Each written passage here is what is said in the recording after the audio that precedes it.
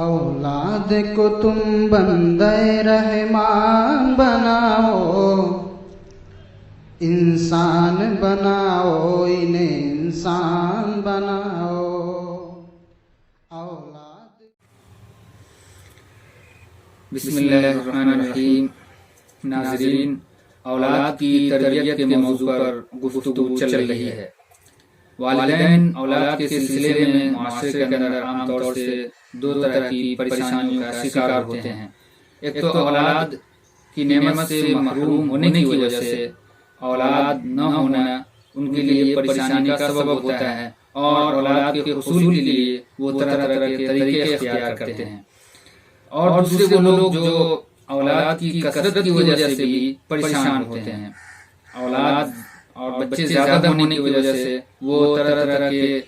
طریقے اختیار کرتے ہیں کہ بچے کی پیدائش پر کیسے کنٹرول کیا جائے۔ آج ہم بات کریں گے ان کے سلسلے میں کہ اولاد کی کثرت شرعی نقطۂ نظر سے اس کی کیا حیثیت ہے، اور بچے کی پیدائش پر کنٹرول کرنا، اس کو روکنا شرعی نقطۂ نظر سے درست ہے یا نہیں۔ ناظرین، اولاد اللہ تعالیٰ کی طرف سے ایک عظیم نعمت ہے، جسے چاہتا ہے وہ عطا کرتا ہے اور جسے چاہتا ہے محروم رکھتا ہے۔ قرآن مجید کے اندر اللہ تعالیٰ فرماتا ہے لِلَّهِ مُلْكُ السَّمَاوَاتِ وَالْأَرْضِ يَخْلُقُ مَا يَشَاءُ يَهَبُ لِمَن يَشَاءُ إِنَاثًا وَيَهَبُ لِمَن يَشَاءُ الذُّكُورَ أَوْ يُزَوِّجُهُمْ ذُكْرَانًا وَإِنَاثًا وَيَجْعَلُ مَن يَشَاءُ عَقِيمًا إِنَّهُ عَلِيمٌ قَدِيرٌ۔ کہ اللہ تعالیٰ اپنی قدرت اور بندے کی مصلحت کے پیش نظر جسے چاہتا ہے بیٹے عطا کرتا ہے، جسے چاہتا ہے بیٹیاں عطا کرتا ہے، اور جسے چاہتا ہے بیٹے اور بیٹیاں دونوں سے نوازتا ہے، اور جسے چاہتا ہے اولاد سے محروم رکھتا ہے، بانجھ بنا دیتا ہے۔ ناظرین، معاشرے کے اندر ظاہری اسباب پر نظر رکھتے ہوئے بچے کی کثرت عوام کے لیے پریشانی کا سبب ہوتی ہے۔ اس لیے عام طور سے والدین زیادہ بچے ہونے کی صورت میں پریشان ہو جاتے ہیں اور اسے کنٹرول کرنے کے لیے طرح طرح کے طریقے اختیار کرتے ہیں۔ حالانکہ نبی کریم صلی اللہ علیہ وسلم نے فرمایا کہ اولاد کی کثرت ہمارے لیے فخر کا سبب ہے۔ چنانچہ نبی کریم صلی اللہ علیہ وسلم فرماتے ہیں تزوجوا الولود والودود فإنی مکاثر بکم الامم، کہ ایسی لڑکی سے نکاح کرو جس کے اندر زیادہ بچے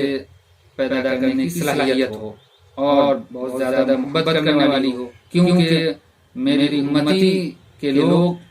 زیادہ تعداد میں ہوں گے، یہ میرے لیے فخر کی بات ہوگی۔ معاشرے کے اندر اور دنیا کے اندر جو عصری تعلیم یافتہ ہیں اور ظاہری اسباب پر یقین رکھتے ہیں اور سب کچھ اسی کو سمجھتے ہیں، ان لوگوں کی طرف سے یہ نعرہ لگایا گیا اور اس سلسلے میں طرح طرح کے پروگرام کیے گئے، مضامین لکھے گئے اور لوگوں کو ترغیب دی گئی کہ اولاد کی کثرت کے اچھے نتائج نہیں ہیں، اور یہ معاشرے کے اندر ملک کے لیے پریشانی کا سبب بنتا ہے۔ چنانچہ خاندانی منصوبہ بندی اور اسی طرح فیملی پلاننگ کے نام سے عنوان دے کر طرح طرح کی کوششیں کی جاتی رہی ہیں، اور برتھ کنٹرول کے نام سے، اور یہ بھی نعرہ لگایا جاتا ہے کہ بچے دو ہی اچھے، اور وی ٹو اور ٹو، یہ بہت سارے نعرے ہیں جو چلتے آ رہے ہیں، اور معاشرے کے اندر والدین کو، عوام کو یہ ترغیب دی جاتی ہے کہ اولاد کی کثرت پریشانی کا سبب ہے اور اولاد کی کثرت پر کنٹرول ہونا چاہیے۔ آئیے ہم شرعی نقطۂ نظر سے اس سلسلے میں بات کرتے ہیں کہ اولاد کی کثرت کو روکنا کہاں تک درست ہے۔ اللہ تعالیٰ قرآن مجید کے اندر فرماتا ہے وَلَا تَقْتُلُوا أَوْلَادَكُمْ خَشْيَةَ إِمْلَاقٍ نَحْنُ نَرْزُقُهُمْ وَإِيَّاكُمْ إِنَّ قَتْلَهُمْ كَانَ خِطْئًا كَبِيرًا۔ اللہ تعالیٰ قرآن مجید کے اندر فرماتا ہے کہ تم اپنے اولاد کو بھوکمری کے خوف سے قتل مت کرو، کسی بھی طرح کی پریشانی کی وجہ سے، کہ اولاد ہونے کی وجہ سے ہمیں اخراجات زیادہ ہوں گے اور ہمارے لیے ان کی تعلیم، ان کی پرورش کرنا مشکل ہوگا، اس کی وجہ سے بچے کو قتل کرنا، اس کو کنٹرول کرنا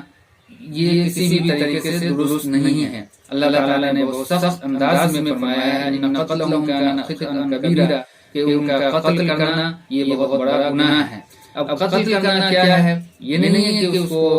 باضابطہ قتل کیا جائے، بلکہ جو آج کل طرح طرح کے طریقے اختیار کیے جاتے ہیں، ماں کے رحم میں ہی، پیٹ میں ہی بچے کو دوا کے ذریعے یا اور بھی جدید آلات کے ذریعے بچے کو ضائع کر دیا جاتا ہے، یہ سب قتل میں ہی شمار ہوتا ہے۔ اب یہ ہے کہ بہت ساری پریشانی اور بہت سارے اسباب ایسے ہوتے ہیں، ایسا موقع آتا ہے کہ بچے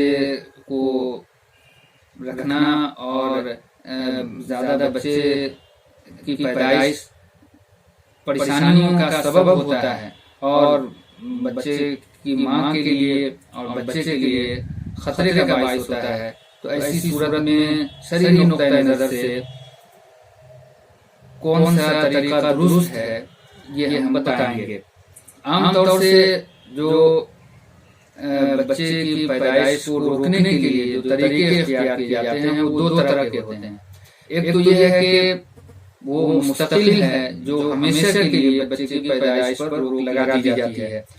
اور دوسری صورت یہ ہے کہ عارضی طور پر کچھ عرصے کے لیے، کچھ مدت کے لیے بچے کی پیدائش پر روک لگائی جاتی ہے۔ وہ صورت جو ہمیشہ کے لیے بچے کی پیدائش پر روک لگا دی جاتی ہے اس کی دو شکلیں ہیں۔ ایک تو یہ ہے کہ عورت کا آپریشن کرا دیا جاتا ہے، اور دوسرا یہ ہے کہ مرد کی نسل بندی کرائی جاتی ہے۔ یہ دونوں صورتوں میں ہمیشہ کے لیے بچے کی پیدائش پر پابندی لگا دی جاتی ہے، کنٹرول کر دیا جاتا ہے، اور شوہر اور بیوی دونوں اولاد کی پیدائش سے بالکل وہ محروم ہو جاتے ہیں۔ یہ صورت شرعی نقطۂ نظر سے یہ دونوں صورتیں درست نہیں ہیں، بالکل ناجائز ہے کہ ہمیشہ کے لیے بچے کی پیدائش پر روک لگا دی جائے۔ دوسری صورت یہ ہے کہ عارضی طور پر بچے کی پیدائش پر پابندی لگائی جائے، روک لگا دی جائے، اور وہ تین طرح کے ہوتے ہیں۔ ایک تو کیمیکل ہے، دوسرا میکینیکل ہے، اور تیسرا فزیکل ہے۔ کیمیکل میں دواؤں کے ذریعے داخلی طور پر استعمال کرایا جاتا ہے، اسی طرح میکینیکل ہے جو مرد کے لیے پلاسٹک کا استعمال کرایا جاتا ہے، اسی طرح فزیکل ہے جو وہ بھی ایک خاص صورت ہے جو طریقہ اختیار کیا جاتا ہے بچے کی پیدائش کو روکنے کے لیے۔ تو یہ تینوں طریقے ہیں جو عارضی طور پر اختیار کیا جاتا ہے۔ ناظرین، فقہاء کرام اور مفتیان کرام نے جو تفصیل بتائی ہے بچے کی پیدائش کو روکنے کے لیے شرعی نقطۂ نظر سے کون کون سی صورتیں ہیں جو درست ہیں اور مجبوری کے تحت اس کو اختیار کیا جاتا ہے، وہ تین طریقے ہیں جس میں کسی مجبوری کے تحت آدمی وہ طریقہ اختیار کر سکتا ہے۔ عارضی طور پر بچے کی پیدائش کو روکنا یہ شرعی نقطۂ نظر سے درست ہے، اور وہ تین مجبوریوں کے تحت یہ ہوتا ہے۔ تین مجبوریاں اگر ہیں تو وہ بچے کی پیدائش کو روکنا درست ہے، اور وہ بھی 120 دن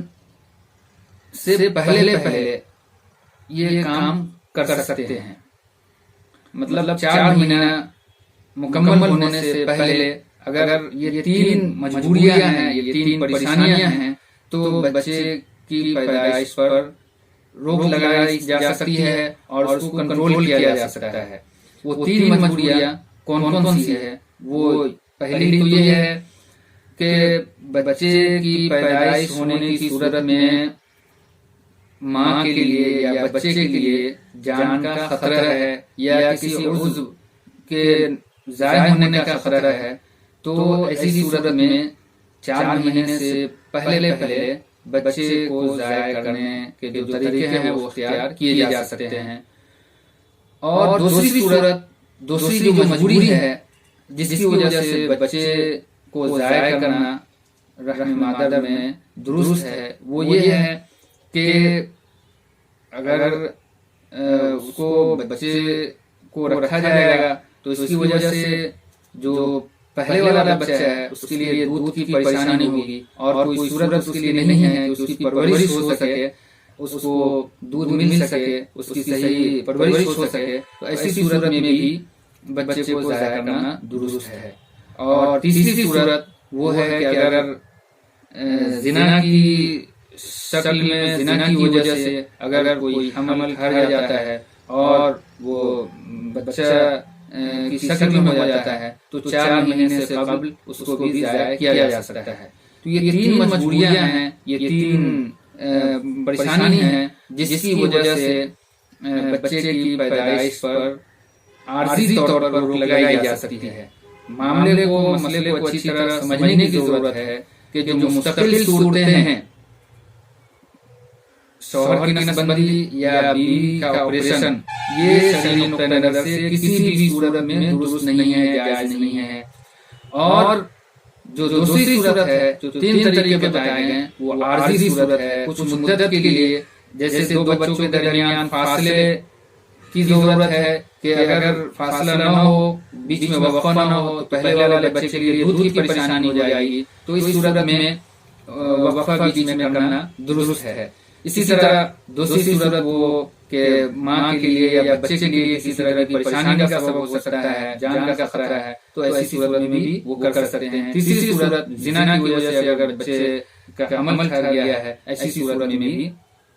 وہ ضائع کیا جا سکتا ہے۔ تو یہ 3 مجبوریاں ہیں، یہ 3 صورتیں ہیں جس کو اختیار کیا جا سکتا ہے۔ اور اس کے لیے شرط یہ ہے کہ کوئی ماہر مسلم تجربہ کار